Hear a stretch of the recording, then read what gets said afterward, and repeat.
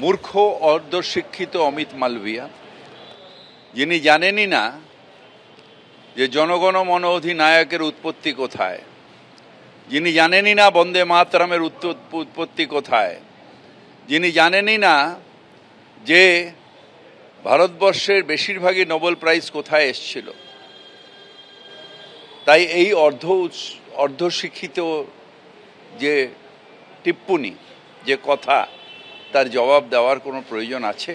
বাংলা ভাষা একটা ভাষা, যে ভাষা আমরা শিখেছি ঈশ্বরচন্দ্র বিদ্যাসাগরের বর্ণ পরিচয় থেকে।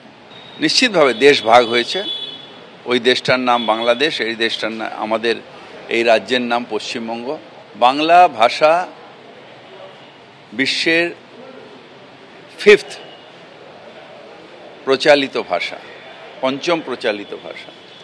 এই ভাষাকে অবমাননা করবেন না। এই ভাষা এক, এবং আমরা গর্বিত বাঙালি হিসেবে বাংলা ভাষা বলি বলে।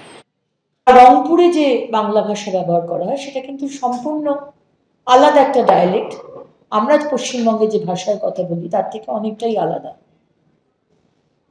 সুতরাং আজকে মুখ্যমন্ত্রী মমতা বন্দ্যোপাধ্যায় আসলে এই বাংলা প্রীতি কেন, এত বাংলা ভাষার প্রীতি, এটা বোঝাই যাচ্ছে।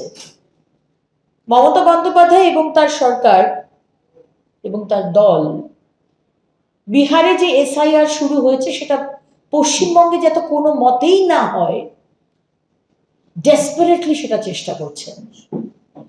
এবং আমরা বুঝতে পারি মমতা বন্দ্যোপাধ্যায় আপনি কেন এটা চেষ্টা করছেন, কারণ আপনার যে ভোট ব্যাংক, অনুপ্রবেশকারীদের আপনার যে ভোট ব্যাংক, তার উপর একটা বিরাট ধাক্কা আসবে এসআইআর পশ্চিমবঙ্গে যবে শুরু হবে। আমার মায়ের ভাষা হচ্ছে বাংলা, আমাদের রক্তে হচ্ছে বাংলা, আমরা বাংলায় কথা বলি। আজকে ভারতবর্ষের জাতীয় সঙ্গীত সেটা যিনি লিখেছেন তিনি হচ্ছেন রবীন্দ্রনাথ ঠাকুর, সেটাও বাংলায়। আজকে কবি নজরুল ইসলাম বিদ্রোহী কবি, তিনি যত কবিতা লিখেছেন বাংলায়।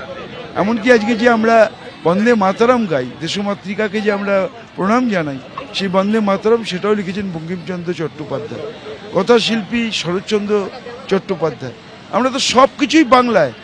কারা কোন মূর্খরা বলছে যে বাংলা ভাষা মানে বাংলাদেশিদের ভাষা, আমরা সেই মূর্খদের চিহ্নিত করতে চাই এবং বাংলার মানুষের কাছে তাদের এক্সপোজ করতে চাই যে এরা বাংলা বিদ্বেষী। আমি কালকেও বলেছি, একদিকে তো আমাদের ন্যায্য পাওনা দিচ্ছে না, আমাদের আবাস যোজনার টাকা, গ্রাম সড়ক যোজনার টাকা, আমাদের 100 দিনের টাকা ভাতে মারবার চেষ্টা করছে। দ্বিতীয়ত ডিবিসি থেকে জল ছেড়ে মানুষকে ডুবিয়ে মারার চেষ্টা করছে। আর তৃতীয়ত আবার ভাষা সন্ত্রাস চালু হয়েছে। বাংলা এবং বাংলা ভাষাকে শেষ করার একটা চক্রান্ত কেন্দ্রীয় সরকার এবং বিজেপি করছে।